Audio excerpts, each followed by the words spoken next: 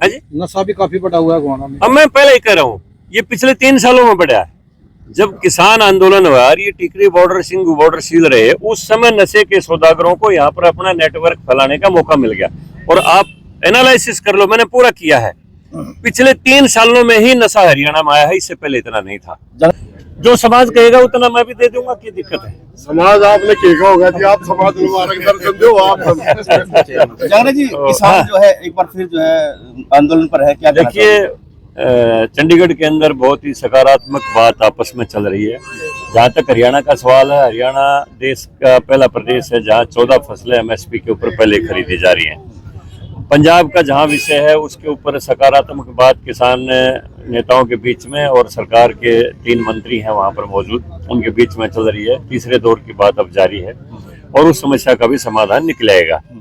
मेरा ये कहना है कि हमारा पंजाब जो है एक समय बहुत ही हिंदुस्तान का सबसे उन्नत प्रदेश माना जाता था और पाकिस्तान की साजिश से वहाँ पर जो नशे का कारोबार फैला, उसके कारण पंजाब का बहुत बड़ा नुकसान हुआ है। तो मेरा तो ये कहना है कि ये किसान हितैषी सरकार है, मोदी जी किसान हितैषी हैं, उसमें किसान की जो भी समस्या है उसके प्रति वो पूरी तरह से गंभीर और जागरूक हैं। तो पूरी तरह से हिंदुस्तान के किसान के हक में तमाम फैसले किए जा रहे हैं। और मैं हरियाणा प्रदेश के अपने भाइयों से एक बात कहना चाहूँगा कि पिछले दिनों जो किसान आंदोलन के कारण हमारे जो 2 बॉर्डर सील रहे, सिंघू बॉर्डर और टिकरी बॉर्डर, उसके कारण बहुत बड़ा हमारा जहाँ इंडस्ट्रीज का नुकसान हुआ। एक आप अंदाजा लगा सकते हैं कि पिछले 3 सालों के अंदर जो है हरियाणा के अंदर भी नशे का कारोबार फैला है। हमारे कितने ही नौजवान नशे की चपेट में आके अकाल मौत के शिकार हो रहे हैं।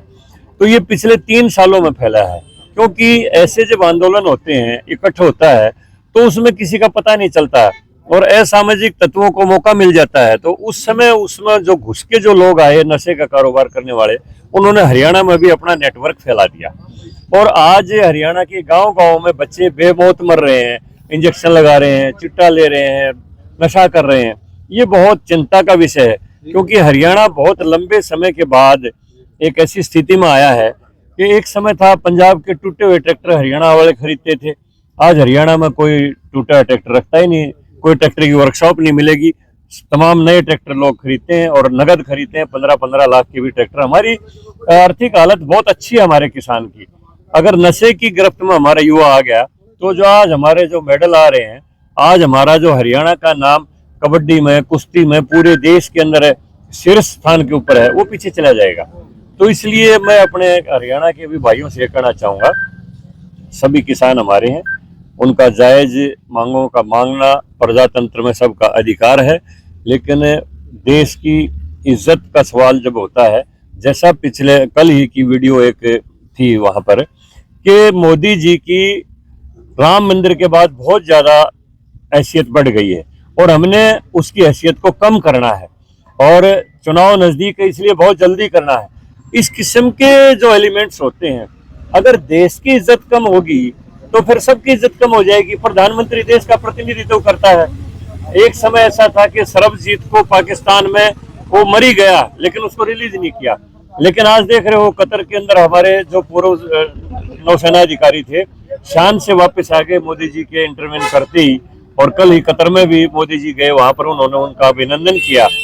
तो आज देश की प्रतिष्ठा पूरी दुनिया के अंदर चरम के ऊपर है, पूरी दुनिया के अंदर सबसे ऊपर है।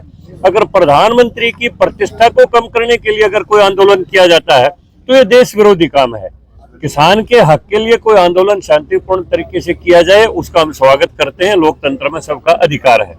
लेकिन शांति को भंग करना और प्रधानमंत्री की प्रतिष्ठा को लेके अगर कोई आंदोलन किया जाए तो इसकी हम निंदा करते हैं, भर्त्सना करते हैं, क्योंकि प्रधानमंत्री की इज्जत हिंदुस्तान की इज्जत है। सर, क्राइम भी लगातार बढ़ रहा है, पुलिसकर्मी की भी जो है गोली मार कर पीछे हत्या की गई थी, क्या कहना चाहोगे? देखिए, कोशिश सरकार की ये है कि क्राइम के ऊपर कंट्रोल किया जाए और इसके लिए सरकार पूरी तरह से सजग है, कोशिश की जा रही है। लेकिन जैसा मैंने कहा कि ऐसे आंदोलनों में असामाजिक तत्व आ जाते हैं, नशे के सौदागर आ जाते हैं, उनसे हमें चौकन्ना रहना है। प्रदेश की व्यवस्था आज हमारी हरियाणा में की बहुत उन्नत है। हमारा तो बहुत पिछड़ा प्रदेश था। ये तो हरियाणा का सौभाग्य था कि 68 में चौधरी बंसीलाल ऐसे इलाके से आके यहाँ हरियाणा के मुख्यमंत्री बन गए। उसके बाद डेवलपमेंट की शुरुआत हुई हरियाणा में। वहाँ कहाँ सेक्टर थे यहाँ पर? यहाँ तो खाने के लिए अनाज नहीं पैदा होता था। एक बार सरदार प्रताप सिंह कैरो बुलाए थे महेंद्रगढ़ में, लोगों ने कहा जी हम भी अनाज उगा सकते हैं लेकिन पानी दे दो, तो कैरो का जवाब ये था कि यार अरंड उगाओ, यहाँ पानी नहीं आ सकता।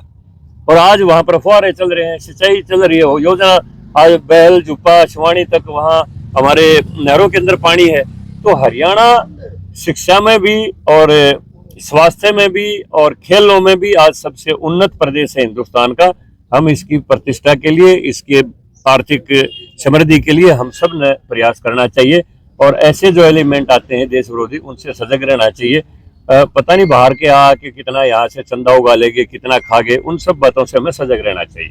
तो आमजन हाँ जी, नशा भी काफी बढ़ा हुआ है गोवाना में। अब मैं पहले ही कह रहा हूँ, ये पिछले 3 सालों में बढ़ा है। जब किसान आंदोलन हुआ और ये टिकरी बॉर्डर सिंघू बॉर्डर सील रहे, उस समय नशे के सौदागरों को यहाँ पर अपना नेटवर्क फैलाने का मौका मिल गया। और आप एनालिसिस कर लो, मैंने पूरा किया है, पिछले 3 सालों में ही नशा हरियाणा में आया है, इससे पहले इतना नहीं था। जंगना जी, आम आदमी ये कहता है कि जिस तरह यूपी में योगी राज है, इस तरह यहाँ पर एनकाउंटर होने चाहिए। क्या मानते हैं आप? ऐसा है भैया, काका का हाथ में कुआड़ी सब नल भी लगे है ना, कुआड़ी चलानी पड़े जब बिरा पट है। तो सरकार सजग है, कोई ऐसी बात नहीं है। एनकाउंटर भी देख के किया जाता है और सारी चीजें देख के की जाती है। ठीक है सर।